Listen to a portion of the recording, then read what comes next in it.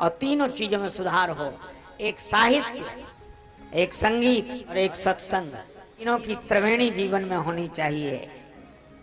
साहित्य भी हमें मत पंथ जाति संप्रदाय से ऊपर उठाता है, संगीत भी हमें इन सब चीजों से ऊपर उठाता है, और सत्संग भी हमें इन तीनों चीजों से ऊपर उठाता है। इसलिए हमारे आपके जीवन में साहित्य, संगीत, सत्संग की मेवाड़ की धरती भक्ति की दृष्टि से जुड़ी है, तो भक्ति मूर्ति माता मीरा से जुड़ी है और शौर्य की दृष्टि से राणा प्रताप से जुड़ी हुई है, तो भक्ति शक्ति की, जिसको गाकर के कवियों की हुई विमल बरवानी थी, जिसको गाकर के कवियों की हुई विमल बरवानी थी। यह भारत के स्वाभिमान की पौरुष भरी कहानी थी। मेवाड़ वंश के बलिदानी वीरों की सुनकर यश गाथा, मेवाड़ वंश के बलिदानी वीरों की सुनकर यश गाथा, नए नेह जल से भर जाते श्रद्धा से झुकता माथा। और जैसे वीर पुरुषों की पावन परंपरा ने पाला था, जिसे वीर पुरुषों की पावन परंपरा ने पाला था, आग भरी थी जिसके उर में और हाथ में भाला था, जिसके आगे शान शाह की चली नहीं मनमानी थी। यह भारत के स्वाभिमान की पौरुष भरी कहानी थी। निश्चित रूप से क्या इस धरती का गौरव गान करें।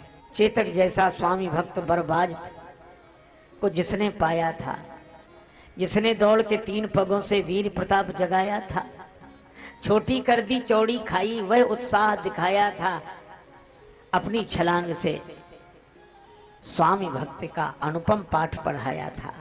हल्दी घाटी में चेतक की ऐसी हुई वाणी थी।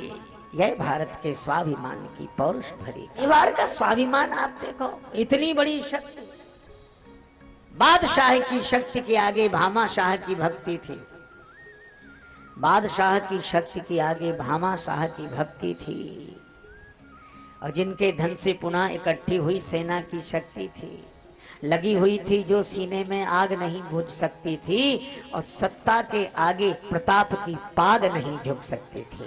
ऐसे वीर पुरुषों की भूमि है यह मेवाड़ धरा, और ऐसी भक्ति मूर्ति माता मीरा की भूमि है यह मेवाड़ धरा। तो यह भक्ति शक्ति की जन्मभूमि, इस धरा को प्रणाम। वैद्य से पीड़ित व्यक्ति, रोग से पीड़ित व्यक्ति वैद्य से उपचार का उपाय पूछता है। वैद्य कहते हैं तुलसी दल का काढ़ा पियो, बुखार उतर जाता है। ताप हरत तुलसी जगत, और ये तुलसीदास तमहर करत प्रकाश, दो तारन तरन है तुलसी तुलसीदास। दोनों के द्वारा जब लोक कल्याण का कार्य हुआ तो भगवान ने दोनों को अपने हृदय में बसाया। तुलसी तुलसी दूहन को है हरि ही निवास, और तुलसी उर बाहर लसत भीतर तुलसीदास। ऐसे तुलसीदास जी को प्रणाम। परम संत का स्मरण करते ही संतों का स्मरण होता है। श्री भरत जी चित्रकूट में फैसला क्या हुआ? गुरुदेव ने कहा कि राम जी भरत जी की रुचि रखकर जो करो सो ठीक। भगवान ने पूछा भरत रुचि क्या है? भरत जी रुचि बताते हैं अपनी। हे प्रभु रुचि क्या? सेवा चाहता हूँ। भगवान ने कहा कि वन में चलकर मेरी सेवा करोगे या मुझे अयोध्या ले जाकर मेरी सेवा करोगे? श्री भरत जी ने कहा कि दोनों बात नहीं कह रहा हूँ, जय विधि प्रभु प्रसन्न मन होय, आज्ञा मिल जाए। भगवान ने कहा आज्ञा तो मिली हुई है पिताजी की, तो पितु आय सुपाल ही दो भाई। ये फैसला हुआ। भगवान राम ने कहा कि दुनिया के भाई संपत्ति का बंटवारा करते हैं, लेकिन भाई तुमने तो मुझसे विपत्ति का बंटवारा किया है। निर्णय हो गया। भरत जी 5 दिन चित्रकूट में रहे। आज चलना चाहते हैं। भगवान से आधार मांगा, भगवान ने पादुका दी। पादुका भरत जी ने सिर पर रख ली। सिर पर भगवान ने कहा था भरत तुमने आधार मांगा और हमने तुम्हारे सिर पर भार डाल दिया। भरत जी बोले प्रभु यह भी आधार ही है। तो आधार कहीं सिर पर रखा जाता? हाँ रखा जाता है। कब? तब रखा जाता है जब सिर पर ज्यादा भार होता है। रेल स्टेशनों पर हमारे कुली भाई कितना सामान सिर पर रखते हैं, पर सामान और सिर के बीच में उनकी पगड़ी का आधार होता है। भरत जी बोले, आप लोगों ने अयोध्या के राज्य का भार मेरे सिर पर डाल दिया, आपने आधार दिया और आधार मैंने सिर पर रख लिया, तो जो राज्य का भार मेरे सिर पर था वो आज से पादुकाओं पर रहेगा, यही मुझे आधार। अच्छा भरत, एक बात बताओ, पादुका किसकी है? प्रभु आपके। कैसे जानी जाएगी? तुम तो अयोध्या ले जा रहे हो। चित्रकूट में रहती तो पहचान होती कि मेरी पादुका मेरे चरण में है। श्री भरत जी ने कहा कि प्रभु, पादुका अगर चित्रकूट में रहती तो आपके पद में रहती, लेकिन अगर ये अयोध्या में रहेगी तो आपके पद पर रहेगी।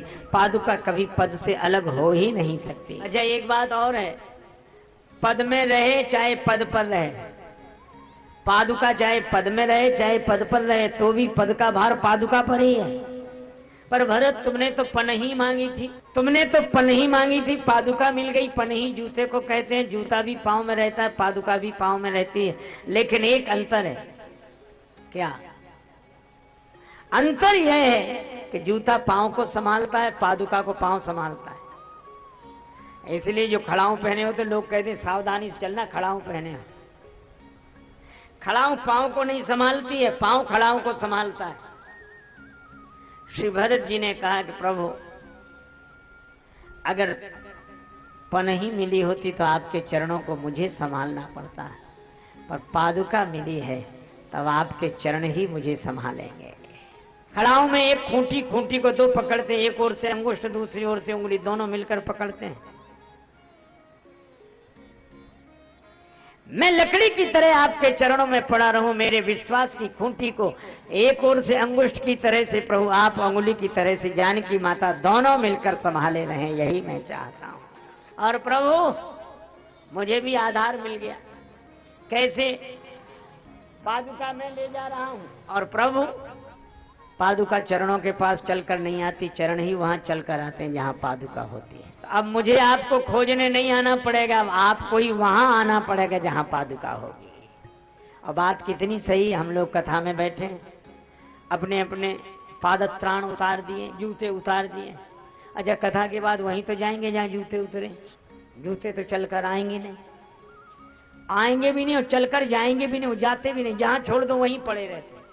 काम तो तुम्हारे हैं, चरणों से कहते तुम्हारे, चाहे छोड़ो चाहे पहनो।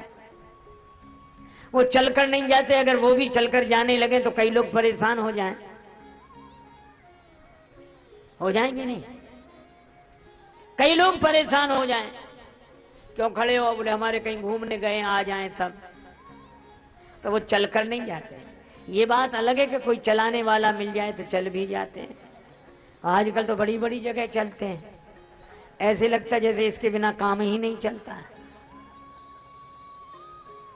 और चले ही नहीं जाते हैं, किसी किसी के चले भी जाते हैं। अच्छा, जूते की आंख नहीं, पर जूते वाले की आंख है। आंख वाला धोखा खा सकता है, पर जूता धोखा नहीं खाता है। जैसे ही दूसरा का पांव जूते में गिरेगा तो जूता ही ये बता देगा कि हम आपके नहीं हैं। अगर ईमानदार होगा तो पांव बाहर निकाल लेगा, ईमानदारी से कोई रिश्ता नहीं तो जूते से कहेगा तुम हमारे हो या न हो, हम तुम्हारे हैं, हम तो